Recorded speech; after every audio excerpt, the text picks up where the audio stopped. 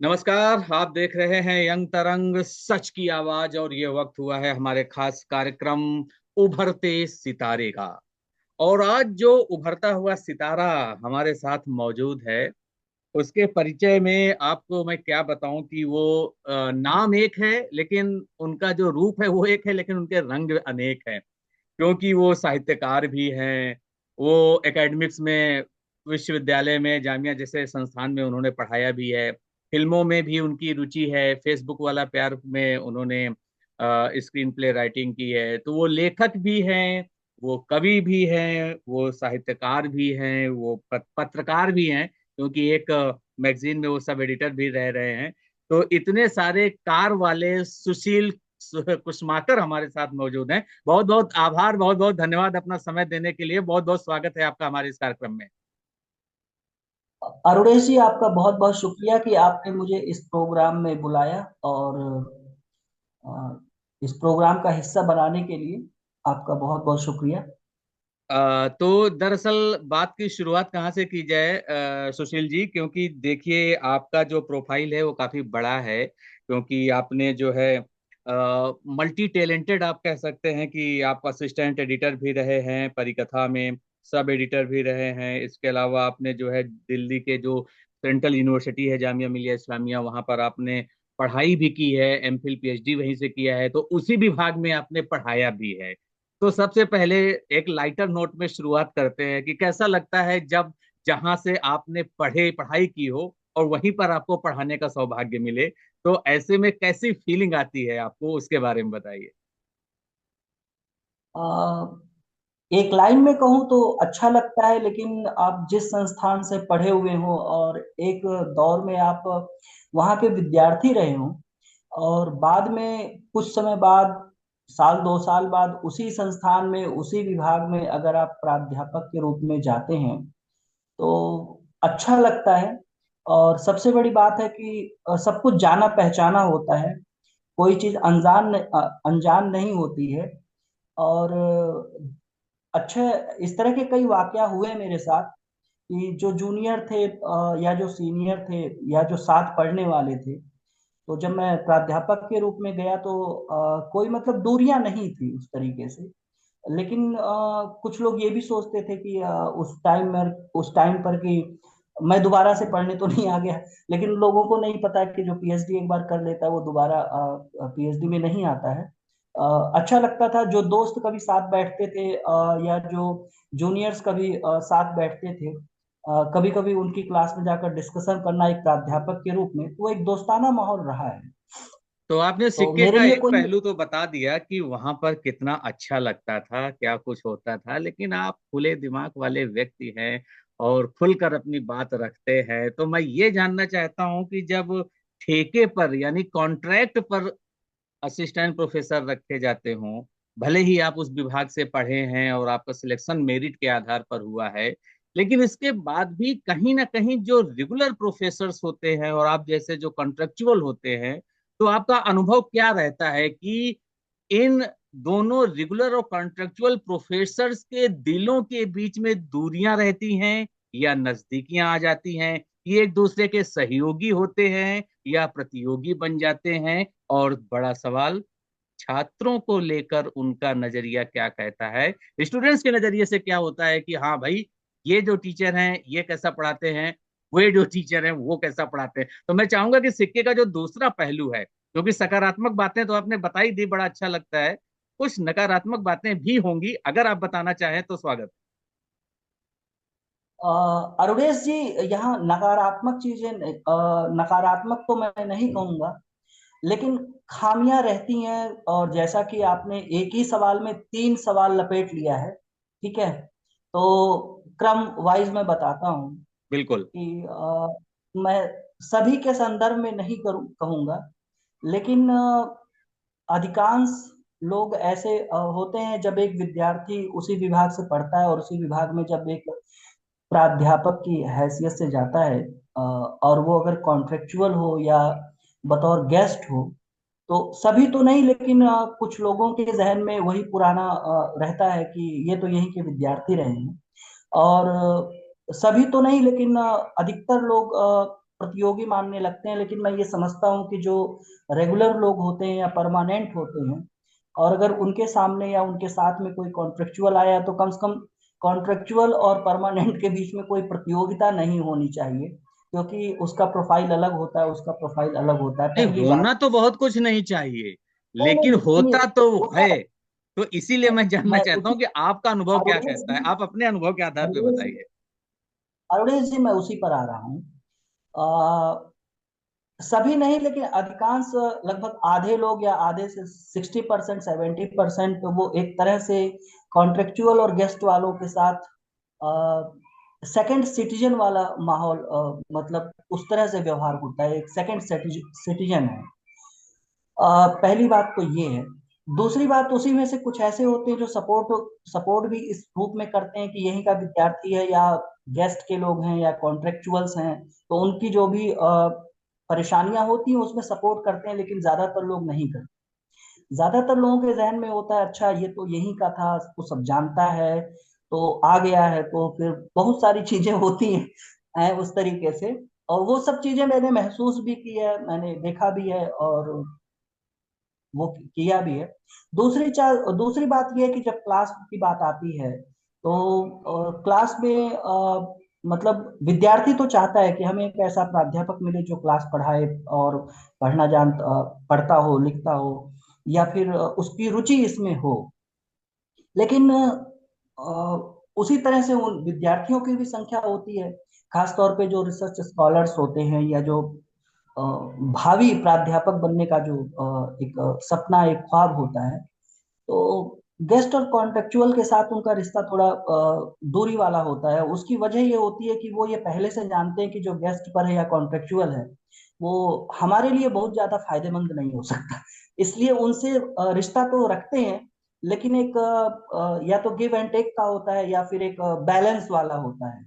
तो इस तरह की चीजें रही हैं। और विद्यार्थी तो, जो सामान्य विद्यार्थी होता है या जो सिर्फ पढ़ने के लिए आता है, वो तो पढ़ाने वाले अध्यापक को ही ज्यादा लाइक करता है।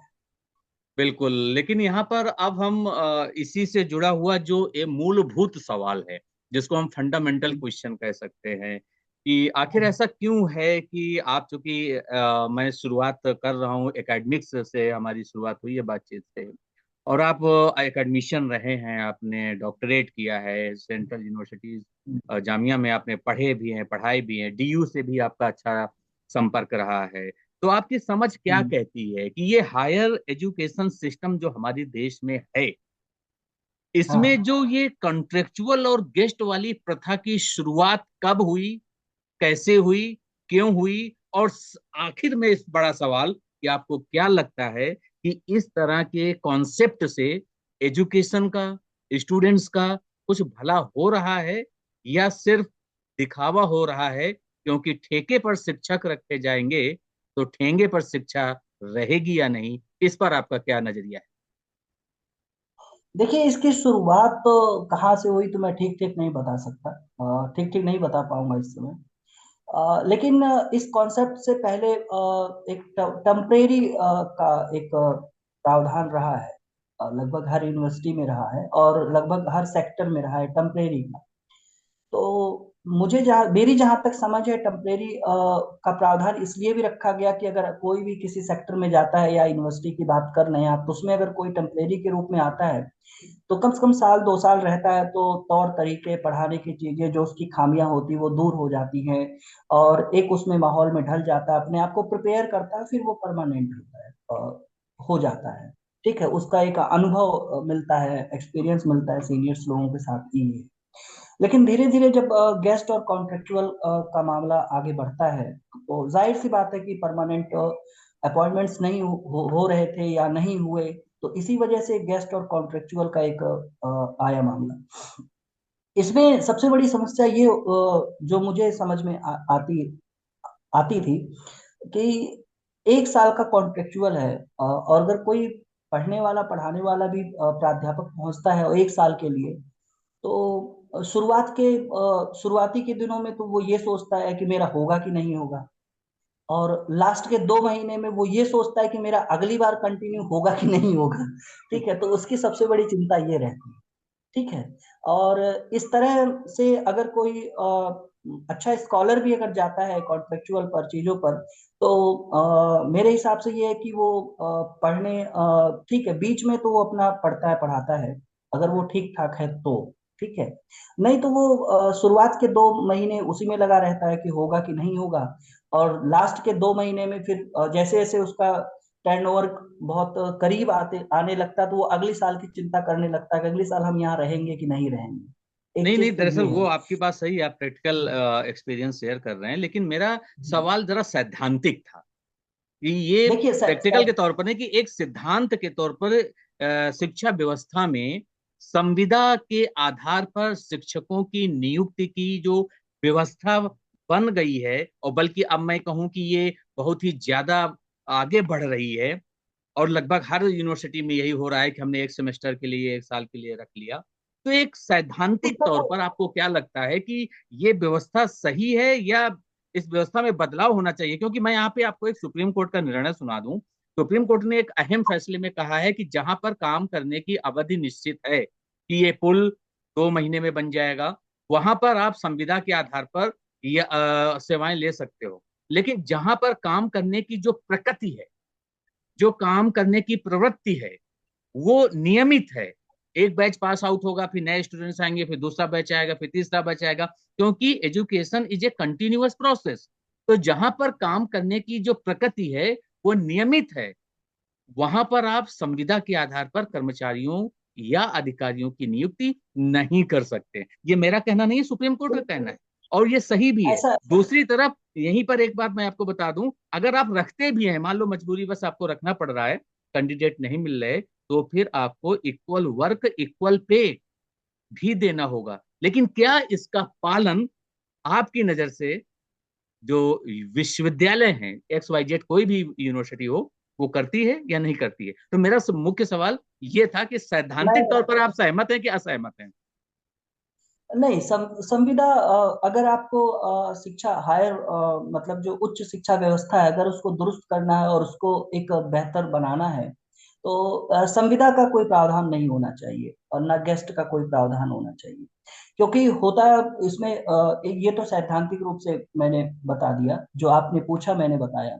व्यवहारिक रूप से ये है कि अगर 1 साल 6 महीने के लिए कोई सेमेस्टर वाइज आता है, तो कोई किसी भी विभाग में या किसी भी यूनिवर्सिटी में कोई प्राध्यापक भी जाता है, तो उसको वहाँ का माहौल, वहाँ का नेचर, वहाँ की चीजें, वहाँ के वर्क करने का तरीका, या स्टूडेंट से जब तक वो घुलता मिलता है, उनके विचार, उनके व्यवहार, उनकी सोच को जब तक समझता है, तब तक उसका जाने का टाइम आ जाता है। तो ये नहीं, ये ये सैद्धांतिक रूप से भी ठीक नहीं है और व्यवहारिक रूप से तो बिल्कुल नहीं है, ठीक है। बिल्कुल, तो क्योंकि अब हम इसका आगे बढ़ते प्रभाव हैं।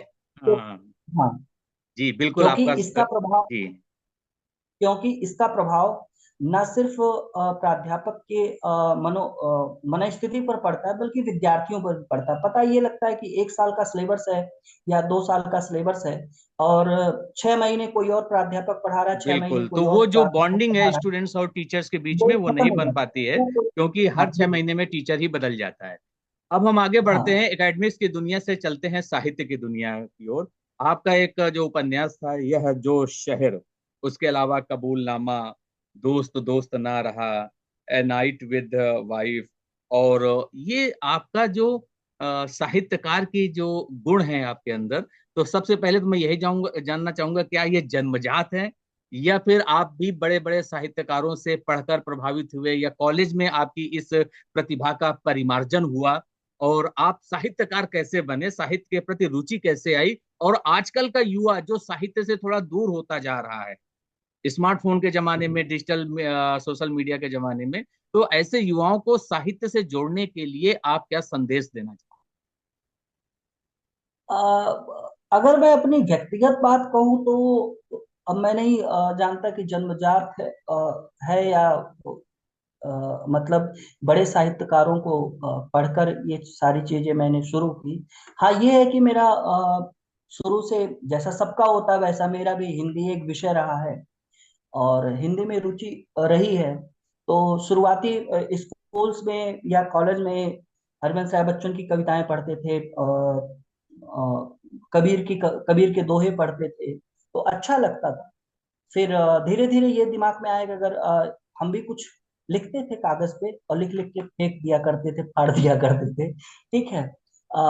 कॉलेज में जहाँ तक कॉलेज की बात करें या यूनिवर्सिटी की बात करें, तो कॉलेज और मैगजीन में कॉलेज में कॉलेज की पत्रिकाएं निकलती थी उसमें। हालांकि मैं आपको बता दूं कि चाहे दिल्ली विश्वविद्यालय में था या फिर जामिया में, मैं कभी भी किसी विश्वविद्यालय की पत्रिका में मेरी कोई कविता नहीं पब्लिश हुई है। ठीक है। आ, हाँ, एक दो निबंध आलेख जो है कॉलेज की पत्रिका में प्रकाशित हुआ है।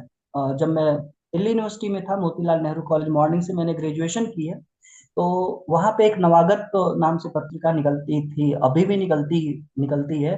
तो उसमें दो निबंध आलेख मेरे प्रकाशित हुए थे। तब एक कॉन्फिडेंस बना कि नहीं, जो लिखता हूँ या जो सोचता हूँ वो शायद ठीक सोचता हूँ। और इसको प्रोत्साहित करने के लिए पहली बार अगर किसी ने प्रोत्साहित किया तो वो इस समय भी हैं, दिल्ली विश्वविद्यालय के मोतीलाल नेहरू कॉलेज में ही हैं, डॉक्टर मोहम्मद शब्बीर।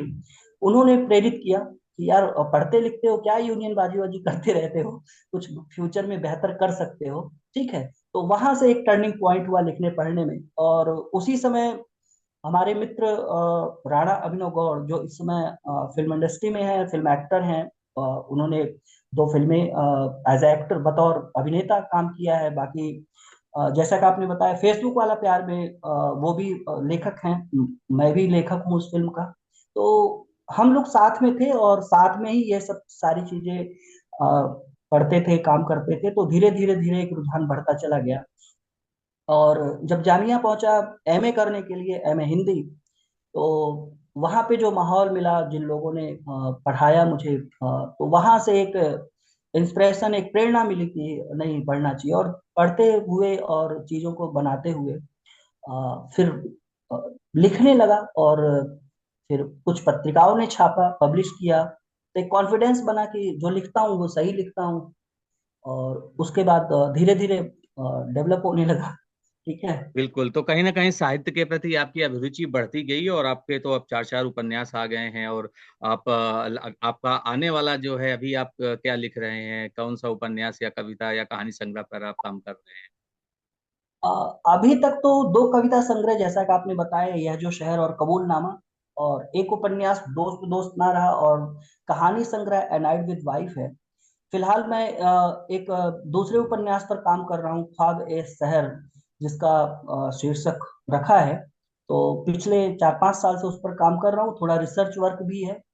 तो आधा लिख बिल्कुल। चुका हूँ, आधा तो बाकी है। उम्मीद है कि जल्द ही वो भी कंप्लीट कर लेंगे आप, और उसको भी आपके जो पाठकों का बेहद इंतजार रहता है, क्योंकि आपका अपना एक पाठक वर्ग है जो आप जैसे युवा साहित्यकारों की जो रचनाएं हैं उनको पसंद करता है, उनको पढ़ता है।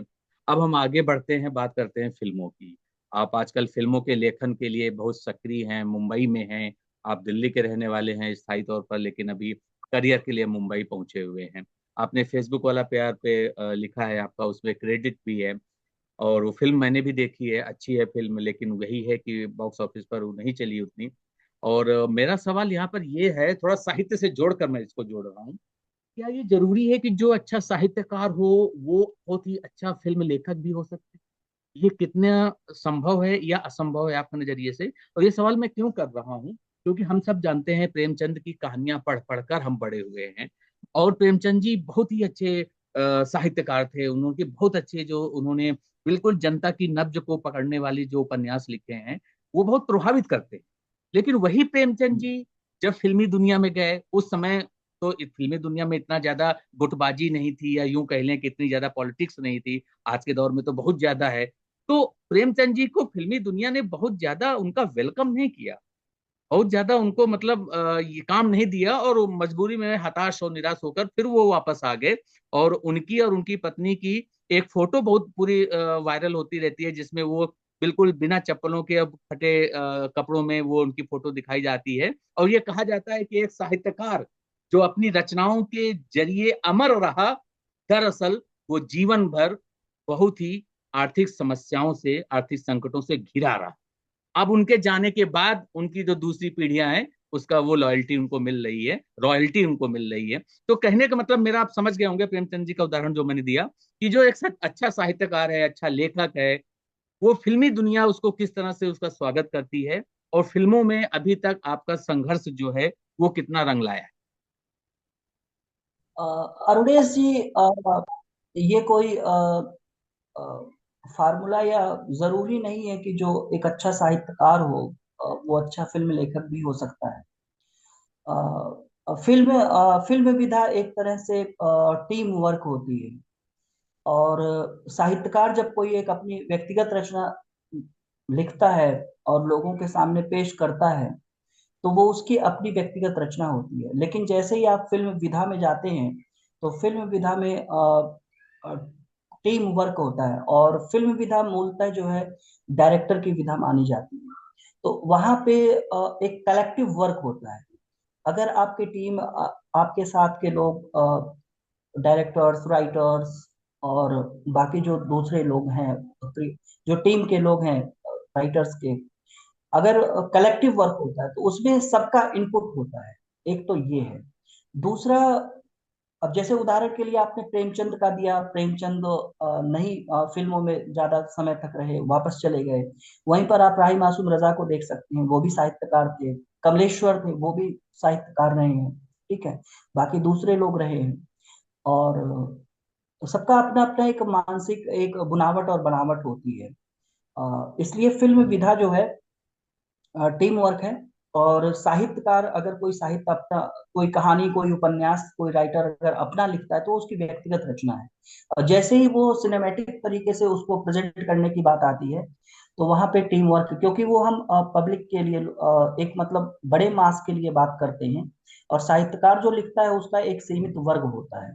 तो जब हम उसको जाते हैं तो उस रचना का ट्रांसफॉर्मेशन होता है। जैसे कि उदाहरण के लिए अगर आप तीसरी कसम कहानी पढ़ें, तो तीसरी कसम कहानी कितने लोगों ने पढ़ी होगी? ठीक है, मैक्सिमम लोगों ने पढ़ी होगी, लेकिन उससे कहीं ज्यादा तीसरी कसम फिल्म लोगों ने देखी है। और वह भी फणीश्वरनाथ रेणु की कहानी पर ही फिल्म बनी है, और कहानी को लगभग हूबहू रखा गया है। एक तो एक उदाहरण ये है। तो इसलिए वहां, क्योंकि वहां पे टीम वर्क हुआ, कुछ चीजें बदली गई, कुछ चीजें हो गई। फिल्म एक अलग विधा है, साहित्य एक अलग विधा है। तो इन दोनों विधाओं में जो साहित्यकार सामंजस्य, जो इन चीजों को समझता है या समझने की कोशिश करता है और समझ जाता है, वह साहित्यकार फिर फिल्मों में भी जाता है तो वो फिर उसी तरह काम करता है। और जो चीजें जो साहित्यकार अपनी रचनाओं को लेकर थोड़ा सा रहता नहीं, जो मैंने लिखा है वो बिल्कुल सही है और उसी तरह जाना चाहिए, वहां पे वो फिर दिक्कतें पैदा होती हाँ, वो आपकी बात सही है कि आपस में कोऑर्डिनेशन अच्छा होना चाहिए, लेकिन मेरा सवाल ये है कि हैं। आजकल जो बड़े बड़े फिल्म प्रोड्यूसर्स हैं या प्रोडक्शन हाउस हैं, वो नए और उभरते हुए जो कहानीकार हैं, आप जैसे लोग जो हैं, जिनके पास कुछ यूनिक स्टोरी आइडियाज हैं, क्योंकि देखिए कहते तो सब लोग हैं कि कंटेंट इज द किंग, और कोई भी फिल्म, वेब सीरीज या टीवी सीरियल बिना एक अच्छी कहानी के बन ही नहीं सकता। और इसीलिए आपने हम्म। देखा होगा कि साउथ की फिल्में में कैसा भी एक्शन हो, लेकिन कहानी होती है। बॉलीवुड की मेन स्ट्रीम में उतनी अच्छी कहानियां नजर आती नहीं, इसीलिए रीमेक का कल्चर लगातार बढ़ रहा है कि एक फिल्म हिट हो गई, उसी को हमने थोड़ा चेंज करके दोबारा से हमने पार्ट 2 बना दिया, पार्ट 3, पार्ट 4, वॉट एवर। लेकिन मेरा सवाल ये है कि जिस तरीके से एक्टर्स होते हैं, टेक्नीशियंस होते हैं, क्रू मेंबर्स होते हैं, उसी तरीके से क्या नए उभरते हुए कहानीकारों को, लेखकों को बॉलीवुड की दुनिया में ब्रेक मिल जाता है आसानी से या नहीं? और ब्रेक मिला भी तो क्या उनको वो मानदेय, जो कहा जाता है कि बहुत लंबे समय से, मुझे याद आ रहा है सलमान खान ने भी एक बार बयान दिया था कि जितना पैसा हमारे राइटर्स को मिलना चाहिए, स्क्रीन प्ले राइटर्स या स्टोरी राइटर्स को मिलना चाहिए, उनकी टीम को मिलना चाहिए, उतना पैसा प्रोड्यूसर उनको देते नहीं।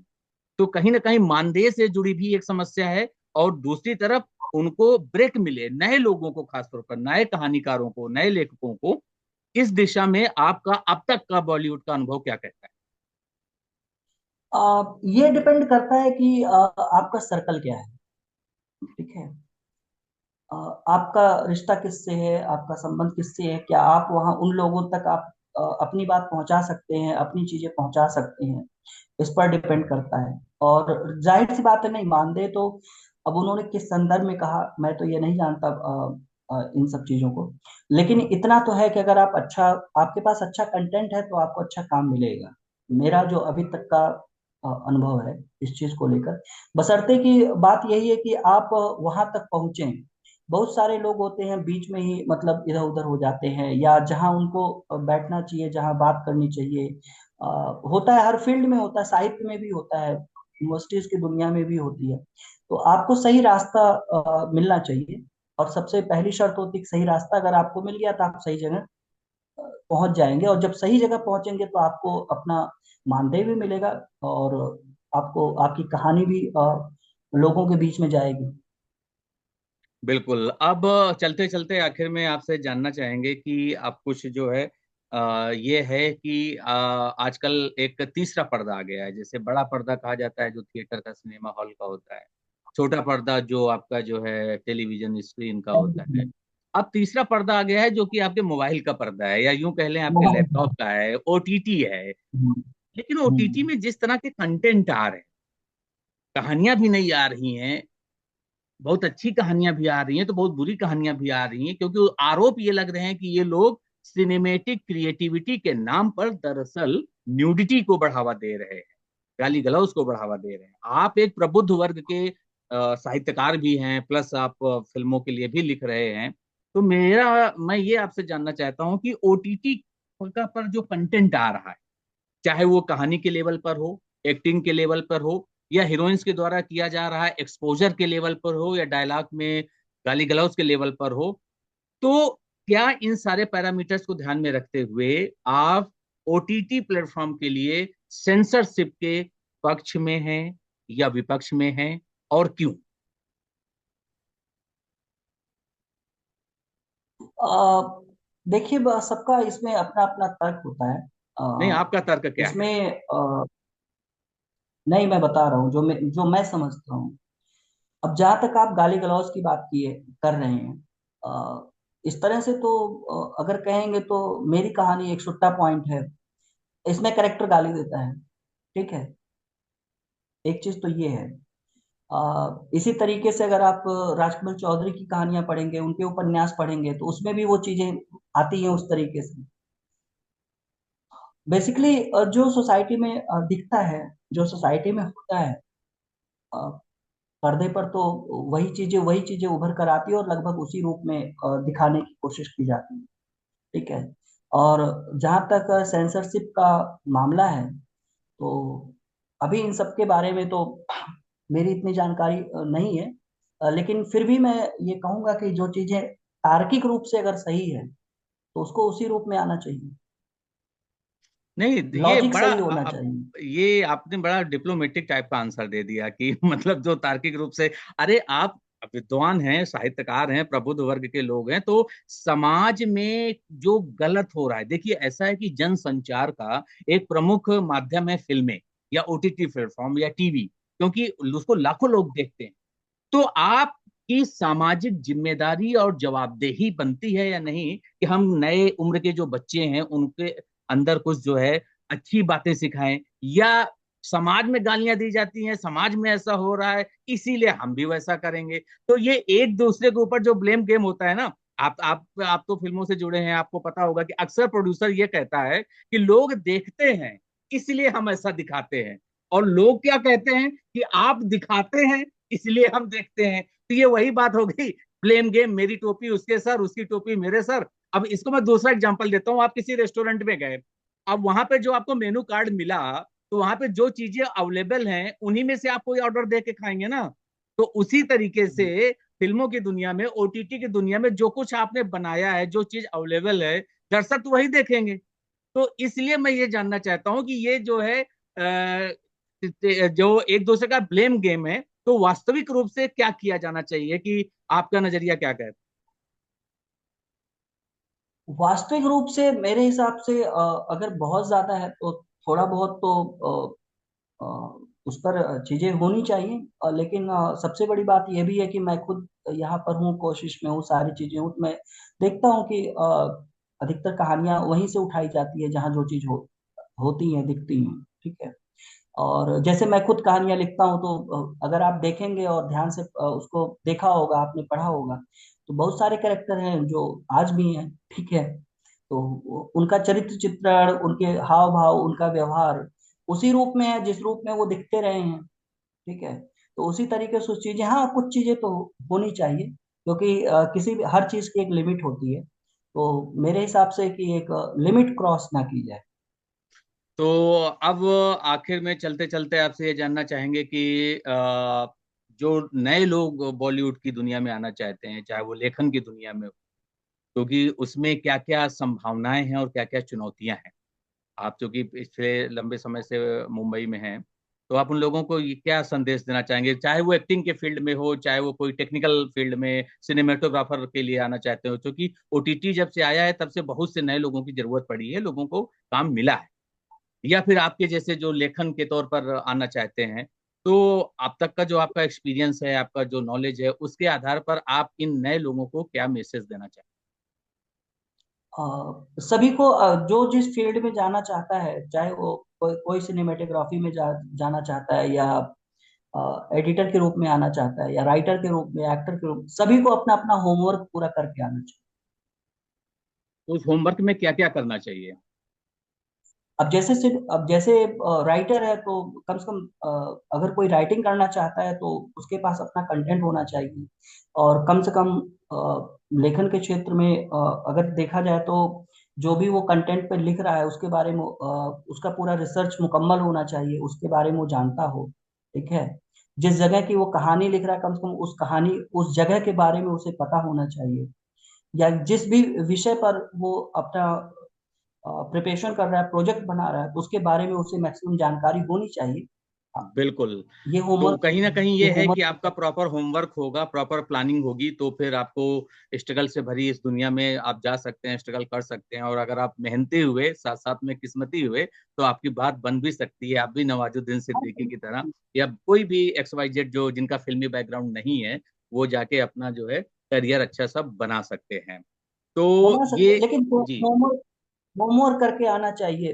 मतलब आप सपोज करो, अगर आप उदाहरण के लिए अगर आप दिल्ली बेस्ड कोई कहानी लिख रहे हैं, कम से कम दिल्ली के बारे में या दिल्ली की जगहों के बिल्कुल बारे में, वहाँ का नेचर, वहाँ की चीजें आपको पता होना चाहिए। वहाँ के कैरेक्टर्स, वहाँ के लोग किस तरह से व्यवहार करते हैं, किस तरह से बिहेवियर, क्या क्या चीजें हैं। तो एक बेसिक चीज आपके कहानी आपके पास होना चाहिए, कंटेंट होना चाहिए, क्योंकि तभी तो जाकर आप एक्सप्लेन कर पाएंगे ना। बिल्कुल। तो कहीं ना कहीं ठीक है। आपका पोर्टफोलियो बहुत ही स्ट्रांग होना चाहिए, ताकि आप प्रोड्यूसर डायरेक्टर को कुछ दिखा सके, बता सकें कि आपने क्या किया है। अब हाँ, हमारे इस कार्यक्रम का समय समाप्त हो रहा है, लास्ट का 1 मिनट बचा हुआ है। तो मैं यही चाहूंगा सुशील जी कि आपने समय निकाला, आपने बहुत ही बेबाकी से, चाहे एकेडमिक्स की दुनिया की बात हो, साहित्य की दुनिया की बात हो, या फिल्मों की दुनिया की बात हो, जैसा आपका स्वभाव है उसी हिसाब से आपने बिल्कुल बेबाक अंदाज में अपने मेरे सवालों का जवाब दिया। इसके लिए बहुत बहुत धन्यवाद। और हम आपको भविष्य में भी अपने इस कार्यक्रम उभरते सितारे में बुलाते रहेंगे। फिलहाल आपका इस कार्यक्रम में आने के लिए बहुत बहुत धन्यवाद। आपका बहुत बहुत शुक्रिया अरुणेश जी की इस यंग तरंग के उभरते सितारे के कार्यक्रम में आपने मुझे बुलाया और बातचीत की, उसके लिए बहुत बहुत शुक्रिया। तो ये थे आज के हमारे उभरते सितारे, सुशील कुसुमाकर, जो कि साहित्यकार भी हैं, फिल्मों के लिए भी लिखते हैं, ओटीटी प्लेटफॉर्म और टीवी के लिए भी उनका लेखन कार्य लगातार जारी है।